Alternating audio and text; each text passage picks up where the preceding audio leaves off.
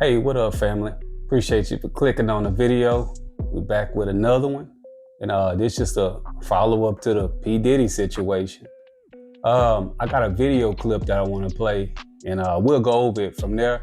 But yeah, man, it's getting crazy. I'm sure it's gonna get crazy. It's gonna be more names involved, more names introduced, and let's go ahead and put this video on and see what they're talking about, though. Melba Pearson, they're likely looking for some specific evidence. The feds are doing raids at 3 different homes of P Diddy, including his homes in California, in Florida, and in New York. And what I think they're looking for are videos. So basically... Oh, so it's 3 different homes? I thought it was 2 homes. They saying it's 3. I know he had more than 2 homes because it's P Diddy, you know. So, I mean, this something that's new to me. So if he have more homes, did they check those? You know, I mean, it's something I want to look into. P Diddy had a habit, allegedly, based on told to us through the filings by Cassie Ventura. They have all said that he had a habit of liking to video either him abusing other people or forcing other people to abuse each other for his pleasure, and would record all of that. So I think those are some of the things that the feds are looking for. I think they're looking for other types of evidence to corroborate the statements that were made by Little Rod, by Cassie Ventura, and the other people have come forward saying that he did abuse them. Oh. So they're looking for... Nah, before I go any further, this Little Rod dude or whatever, I don't know much about him, but man, it's kind of hard to... I mean, my sympathy goes out to anybody that's a victim of crimes and problems like that and everything, but man, you grown. You grown, man. Like, you had an opportunity to say, screw this, I'm calling the police, or screw this, I'm getting out of it. I'm not coming over here no more. Whatever you had to do, you could have done that as a grown man. So, I mean, I'm just too skeptical about him, you know? Let's see what they talking about, though. I ain't gonna hold y'all up. Corroborating evidence and basically the building blocks to put together what will end up being a massive, massive, massive criminal case. So far, Diddy hasn't been arrested, but he has already faced his fair share of legal issues. Last year, I thought they had what they needed. Ex-girlfriend Cassandra Ventura, who you probably know as singer Cassie, accused him of sex. The feds, when they come, I thought they not coming talking. I thought they not coming asking questions. I thought they coming and they telling you, hey, we got this, we know. This getting kind of weird now because I thought they already knew what they needed to know. They coming in but then again, like I said in my last video, y'all go back and check one of my previous videos. I did say that maybe he jumped. When they seen him about to leave, they kind of like, he finna leave. We can't chance him not coming back. So they just went ahead and jumped the gun and just took his phones and then whatever electronics from the home they can take. That's the only thing I can see of why they would not have everything signed and sealed into where they could even come get him. I mean, he's still walking around right now. Y'all gotta remember that. Whatever's going on, wherever he at, he there doing what he doing. And so I think they were just afraid that he might not come back. Listen. Trafficking and sexual slavery. She alleged that Diddy raped her and beat her so severely that she was bruised. Cassie also alleged Diddy made her have sex with prostitutes and recorded it on video. She also says he forced her to carry a gun. Cassie sued him under New York's Adult Survivors Act and settled with Diddy outside of court just 1 day after the suit was filed. Joy Dickerson-Neal also filed suit against Diddy under the Adult Survivors Act, accusing him of drugging and sexually assaulting her back in 1991 when she was a college student at Syracuse University. Diddy was slammed with yet another lawsuit last month, this time brought on by music producer Rodney Jones, also known as Lil Rod. The 73-page lawsuit lays out dozens of allegations against Diddy, including that he forced Lil Rod to hire prostitutes and have sex with them. The court doc also claims Diddy himself assaulted Lil Rod, but that's not the only bombshell allegations revealed in the detailed documents. Lil Rod doesn't shy away from publicly naming other celebrities he says assaulted him.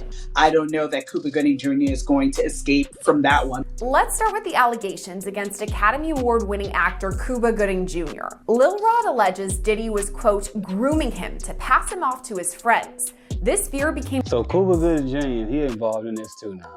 Back out there in the media. Back out there doing the same thing. It's a different gender, I guess. Well, I mean, I don't know. Maybe other men came forward with him. I don't know, man. It's highly weird. It's just too much for me, man.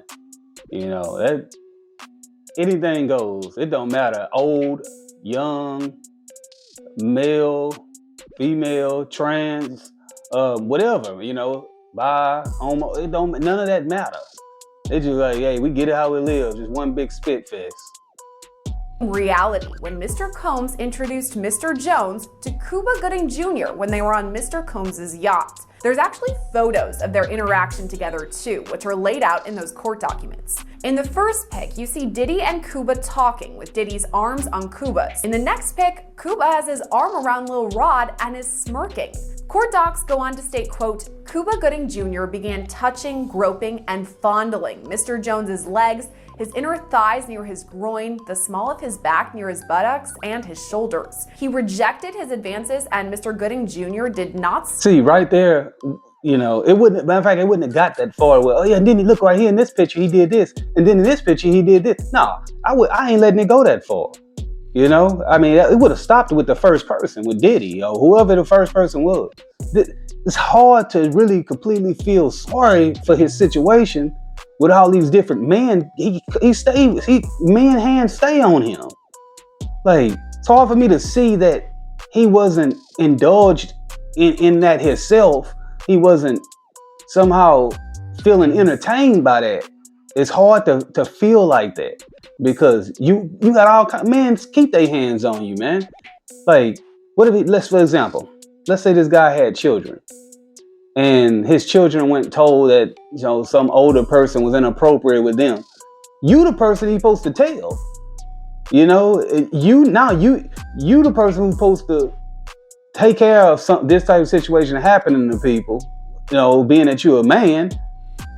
But you having to tell on different men do it. Like, if they didn't have a gun to your head, man, or like have some kind of like severe catastrophic violence, like being put towards you, man, I can't see you as like being assaulted in this way, like forcefully. That happened. I can't see you being forced by something that's not even of violence or anything like that. I just don't see it, man. I don't see it. Stop until Mr. Jones forcibly pushed him away. In the last couple of years, there were allegations against him for sexual assault. So now we have those prior allegations, and now we see him tied to this case as allegedly trying to, assault a little Rod, assault others. Back in 2019, Cuba was booked on misdemeanor charges of forcible touching and sexual abuse after he allegedly groped a woman in Times Square. By the next year, 3 women had come forward accusing him of non-consensual sexual touching. He eventually reached a deal with prosecutors that required 6 months of counseling but no jail time. I am getting the feeling where there's smoke, there's fire, right? Because now we have 2 different instances where you're accused of the same type of behavior, years apart. I think there's something there. And I don't know that Cuba Gooding Jr. is going to escape from that one because he already saw definitely people moving. Yeah, that's what I'm saying, man. I mean, 6 months of counseling and you ain't got to go to jail for stuff. I mean, there's Hollywood, man. I mean, there's clearly privileges. You have to do so much for it to back up on you before it become a problem. The random man at the grocery store take a picture up a girl's skirt. I mean, it's on the news. He being prosecuted, and there's all kind of stuff going on. So I think that's why they get so far into doing what they're doing, because it's nothing to get past it until a lot of stuff backs up on you. We need to fix that. away from him within Hollywood circles and other circles once those first sexual assault allegations came out. So at this point, I don't think he's going to get away with it a second time. Is it possible that he could face charges based on these allegations that were brought forward by Lil Rod? It is possible as well. Again, we've got the statute of limitations issue to deal with. So depending on the time frame of when this happened is, again, the Adult Survivors Act, which was the vehicle where many of these lawsuits came out, many of these civil suits came out, there was a finite amount of time for those suits to be filed. The time frame is going to be very, very important. What witnesses come forward, because again, this may not be a situation where DNA may be at play. This may be more of a situation of, hey, yes, I was there and I recall, Cuba Gooding Jr., putting his hands on Lil Rod, or I recall certain aspects. So it's going to be a very witness-intensive type of case. And the question is, will the witnesses be willing to come forward? Lil Rod's lawsuit. Whoa. Back it up. Look. They saying that, we may not need DNA evidence, which is surety evidence usually. It's a sure evidence. But if somebody could just tell us that they was there and they did see it too, that's what this might be more about to convict this man. Now, see, I know a lot of people been joking about Diddy, saying this, saying that, and oh man, you're doing this and everything looking funny his way. But my thing is to keep it 100 with Diddy. What did we truly see yet? Yeah, he sounds like he's been disrespectful. I mean, being an a-hole is not a crime, though. Like, what? We did just give us one set of solid proof. Like, we can look at it and see. Okay, yeah, that is this. That's the crime right there. Where is that at? Like, we don't have that yet. Like, I would feel a lot better to have that evidence there than even if a million people came out and gave their story. I can't rock with it. Not saying that he's not guilty. I'm not gonna tell y'all what I think right now, man. But I'm not gonna just say the man's guilty. I'm gonna just say that. Does he look guilty? Looks like it, yeah. A lot of things is not what it looked like though. And I've been part of a situation where I was painted in a certain light, you know what I'm saying? And on a criminal side of things. And I know it wasn't that, but the news, did kind of slander me. So I don't want to do this to this guy here. I was called all kind of stuff, you know what I'm saying? But I know better than to run with the fact that, oh yeah, he guilty. Look, she said this. Oh, he said that. Look at this picture. His arm was on his leg. Like, where's the crime? That's all I'm asking. But yeah, let's keep going. Also publicly named another celebrity linked to Diddy, Jennifer Lopez. From the standpoint of the names of the celebrities that were tied to this, the fact that Jennifer Lopez was tied to this back when she was involved in or party to a shooting Jenny from at the a block nightclub when she was dating Diddy, and is now alleged to have brought the gun with her to the scene and gave it to Diddy, and that's how the shooting occurred. Lil Rod's team brings up J-Lo when establishing Diddy's history. Yeah, see, J-Lo, see, that's what happened. You get to running with the rappers. See, this black people problems right here. You done found yourself in the middle of that. You over there living happily and peacefully, and rekindled your, situation with Ben Affleck, and yeah, hey, it don't stop with us. Can't stop. Won't stop. Yeah, that's what this is. That's what we deal with down here. Now, let me quit playing. Let me keep it going. Writing his quote, Rico enterprise has existed for at least 20 years, dating back to the 1999 nightclub shooting in NYC, when Mr. Combs required his then-girlfriend Jennifer Lopez to transport his illegal firearm into the NYC nightclub. The court docs allege Diddy forced his then-artist Shine to assume responsibility for the shooting of several individuals. All this happened back on December 27, 1999, when a fight broke out at a nightclub. Diddy, J-Lo, and rapper Shine were... Oh, and I remember that. Hold on, real quick. Hey, I remember that. I remember when Shine got locked up for that. See, I I wasn't sure exactly what happened and like how it happened because I wasn't that tuned in. But now it makes sense because Shine, when he did that time, man, like I know a lot of people were saying P Diddy was there. I didn't know nothing about J-Lo being there. I mean, she was, I didn't know nothing about that, but I know P Diddy was there. So I see where this is going. I mean, J-Lo's tied into accessory of the situation. Hopefully, I don't think the guy's dead. So, I mean, if it was a murder, she can be accessory to murder right now. That's the sad part about that. But hey, that's what happens in this world. All there, and according to former rapper Mark Curry, Diddy paid Shine $1 million to take the fall for the shooting and serve a 10-year prison sentence. Lil Rod's lawsuit now suggests it was J-Lo who brought the gun. The fact that she's named as somebody who was carrying a weapon, could that be incriminating for Jennifer Lopez? It can be, but with a huge caveat, right? If I'm not mistaken, that shooting did not result in a death. I know that someone was harmed, but I don't believe anyone was killed. Because of that, you have the statute of limitations to deal with, which is basically a prolonged amount of a certain amount of time that a prosecutor has to be able to bring charges against someone. And it varies from state to state.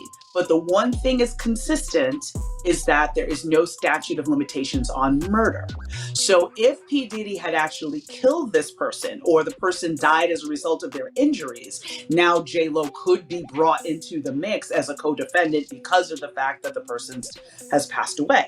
But if the person is alive, and maybe they had serious injuries or whatever the case may be, statute of limitations would run, and it is highly likely at this juncture that statute of limitations have expired, therefore she does not have any criminal liability. But the reputational damage might be a different story because now she's branding herself as something very different than who she was back then. Back then, she was very much Jenny from the block. She was, dating a variety of hip hop artists. She was very much in that world. Now she's married to Ben Affleck. She's trying to, portray herself in a different manner. So now her past is going to come back to haunt her. And we don't know what that's going to mean for her future in terms of movie deals, music deals, or anything like that. So I think for her, it might be more reputational damage than criminal liability. Pearson says it's possible Jennifer Lopez could file some sort of defamation suit, but it's not likely. She could, but at the end of the day, when it comes to defamation and those types of cases, truth is an absolute defense. So if he has some sort of... Hold on. The defamation, is it even worth it at this point? Like, trying to get something out of Diddy. Like, right now, I mean, this man, you see where it's going with him. You see kind of what path is coming about.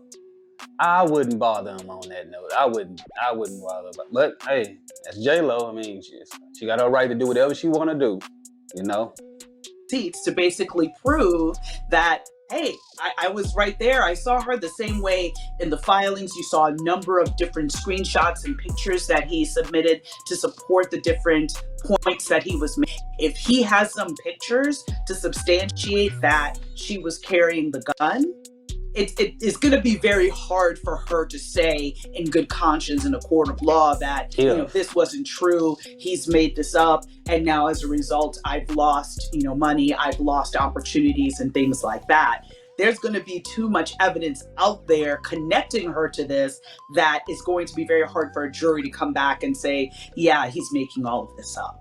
But it's not just artists that Lil Rod named either. He specifically mentioned Prince Harry, the Duke of Sussex, in his court documents. It reads in part, quote, Mr. Combs was known for throwing the best parties. So, the Duke? I mean, what he got to do with it? Huh. What in the world he got to do with it? I just had... Affiliation with and or sponsorship of Mr. Combs' sex trafficking parties garnered legitimacy and access to political figures, artists, musicians, and international dignitaries like British royal Prince Harry. Why even name Prince Harry? There's no allegations against him or anything, but why bring him up? I think it may have been Y'all forgive me for thinking like this. but I'm not giving a damn. I don't know much about the Meghan, so maybe I'm just gonna sound crazy saying this, but is it possible that Prince Harry met Meghan at Diddy party or something? Like, how did they meet? You know, I mean, she kind of, you know, got a little J-Lo look to her or something. Maybe. I'm gonna stop. Let's keep going. Let me stop. I'm not gonna open up no whole new thing. Move to bring more credibility to the filing and say that, you know, basically he being Diddy, was using his fame, fortune, and influence to insulate himself. So he was able to legitimize some of the activities he was doing by having these lavish parties, bringing all these A-list celebrities, but somewhere in a back room or somewhere in another wing, you know, horrible things were happening. So the fact that Prince Harry was there does not necessarily mean he was participating in what was happening. And just because you were at a party doesn't mean you know what's happening in every inch of the house. I mean, if you think about it, if the party's being thrown in a mansion, there are various floors and wings. So it is I ain't gonna lie. These pictures that they showing of him don't help his. It don't help his.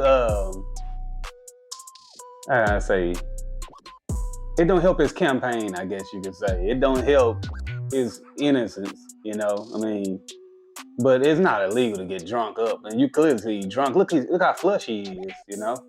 Face flushed, bloodshot red. But I don't know, man. The pictures they use, man, dang, it paint a story. Completely possible that he was there and did not participate. Now, you had said Prince Andrew, especially as a result of the allegations that came out in connection with the Epstein case, that they were close and that they traveled together, and you know there was a person that alleged that he had sexually assaulted her while she was underage. That would be a different story. But Prince Harry and the way that it was mentioned seemed to be very, again, just sort of trying to bring legitimacy and talk about these were the people that Diddy surrounded himself by to protect himself. So Prince Harry has no formal accusations against him, but the name association could cause damage to his reputation. Even so, Pearson says it's not likely he files any sort of defamation suit. It's possible that Prince Harry may be able to preserve his reputation. But again, just in light of everything him and the Duchess of Sussex, Meghan Markle, have been through, I truly really hope that, you know, he's able to completely distance himself, maybe make a statement, because again, since he is not necessarily under the umbrella of the royal family directly, so in other words, Buckingham Palace would not be releasing a statement on his behalf. It would be him releasing a statement and saying, yes, I went to X party, but no, I never engaged in any inappropriate behavior or other details that he may see fit to share.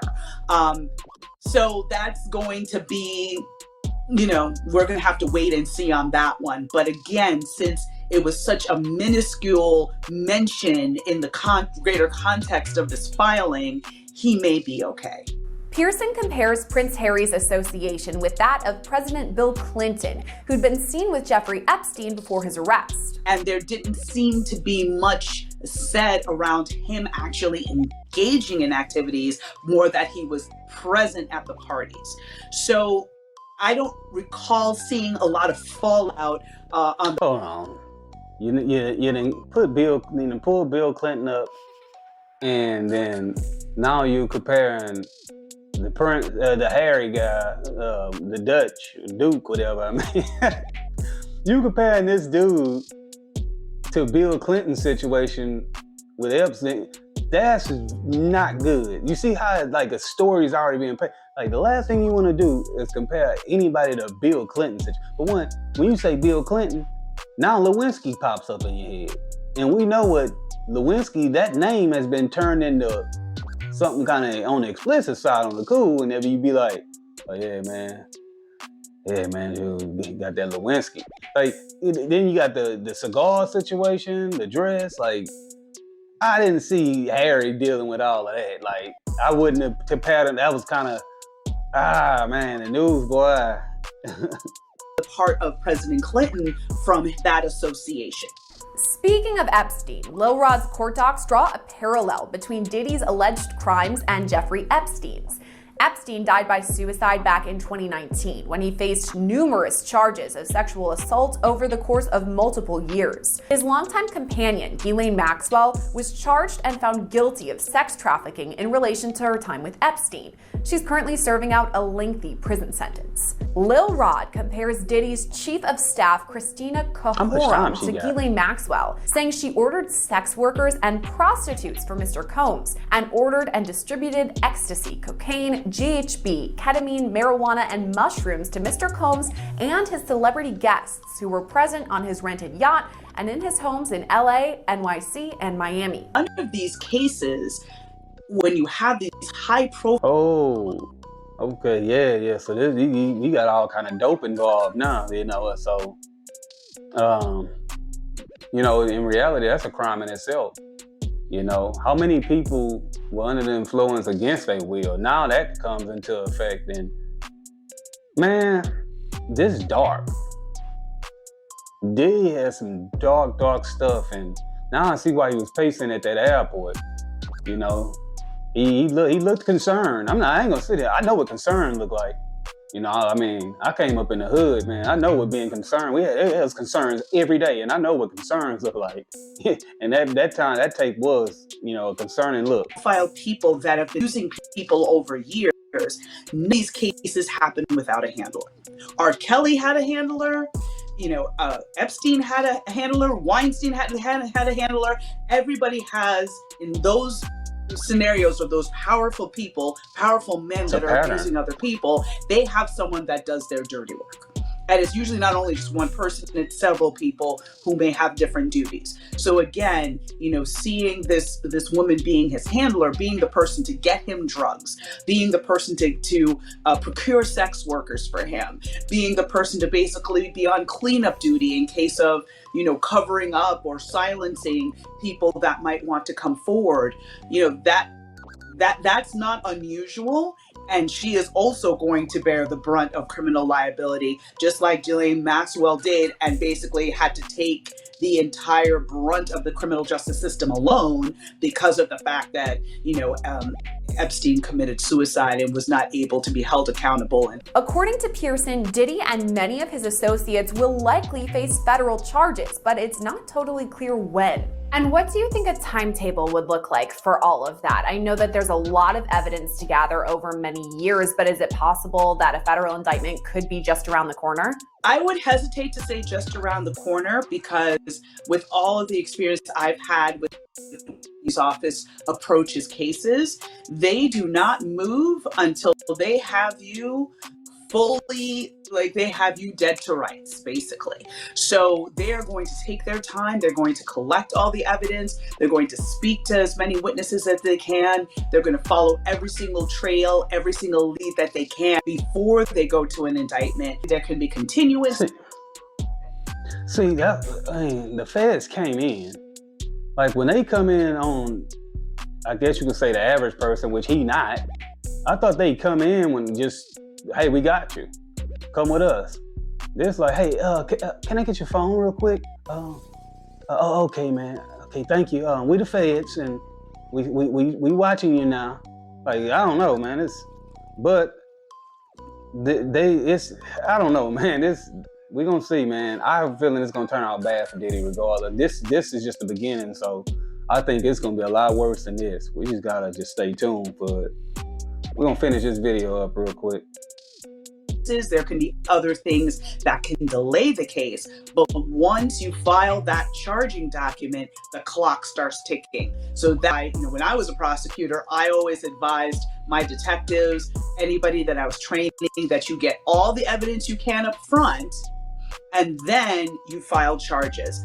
So when is it possible that we would actually see him being arrested or facing any of these indictments? Could it be months down the line?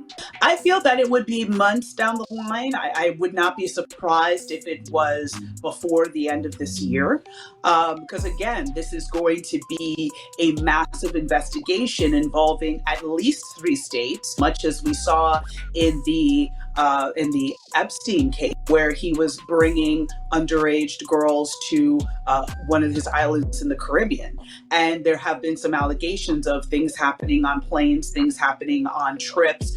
So there may be additional locations that may need to be searched and additional witnesses that may need to be spoken to in order to get a full picture for what charges would be appropriate and what would be the best path forward with this case. And it's possible Diddy serves a lengthy prison sentence for all this if he were to be convicted in criminal court. If this does happen, that P Diddy is indicted. I know in R. Kelly, we saw quite a large sentence for him. What could P Diddy be facing if he is convicted of eventual indictments? Yeah, well, it all depends on what charges are brought and how many counts of each charge is brought, right?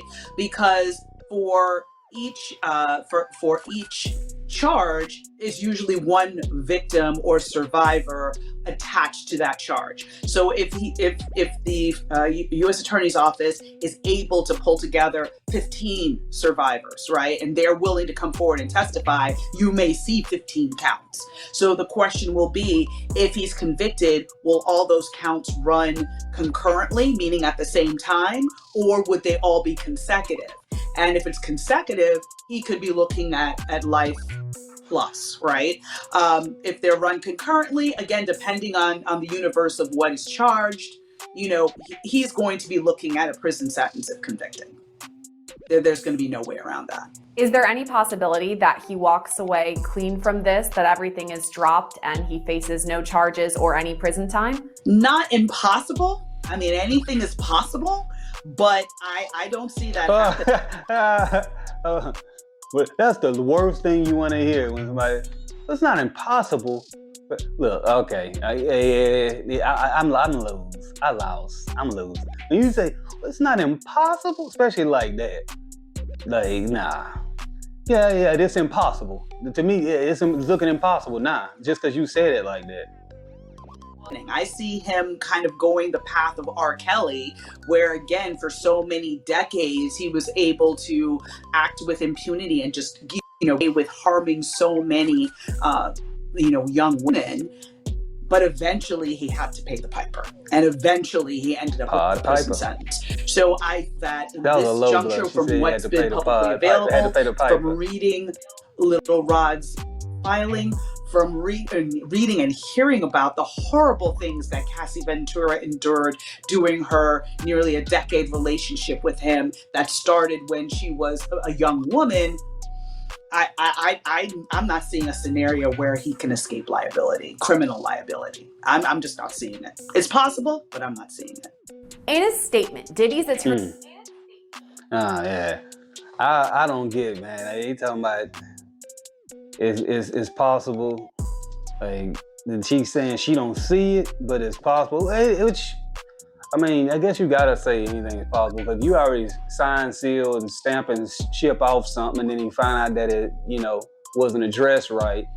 Then you're gonna look stupid. So I get it. She just don't want to look stupid, just in case he pull a rabbit out of a hat. But I don't know, man. Like, it's gonna be a tough one. Let me finish. Let's go ahead, and we almost done. Attorney Sean Hawley denies all of Lil Rod's allegations. He writes, quote, his reckless name-dropping about events that are pure fiction and simply did not happen is nothing more than a transparent attempt to garner headlines. We have overwhelming, indisputable proof that his claims are complete lies.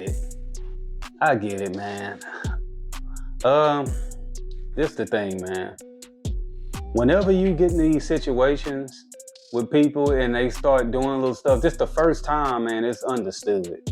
I mean, when I say relationships, I don't mean just, lover type thing. I just mean just any type of, it could be a business relationship, anything. But this Lil Rod cat, man, like, I get what you're saying, and a lot of other people kind of saying some of the things that line up with what you're saying, but like, I don't know them people. I don't personally know them. They could be liars after liars after liars coming forward. I just want some kind of proof, man. Some kind of, just show me one thing that's a criminal activity. Not being an a-hole, not being crazy, not being, arrogant, rude, that's not crimes. Just show me one crime. That's what I want to know. I mean, yeah, the drug stuff. Yeah, I still haven't seen drugs nowhere. I seen drinking or whatever. But even if so, I mean, that is what it is. Wherever that was happening at. But show me the crime against this guy. Like, show me what happened. Like don't just tell me that. Otherwise, hey man, my neighbor just stole $1,000. Let me call the police. He just stole $1,000 from my wallet, and I don't even have $100 in my pocket. You know, like you can't do that. Like you can't go on a smear campaign because whatever reason you're doing it for, or just for money, obviously. But the thing is that like we got to see some type of something. Just one crime, just one of those type of crimes. You can, flip me and a lot of other people into like more understanding that this guy really probably is guilty. I mean.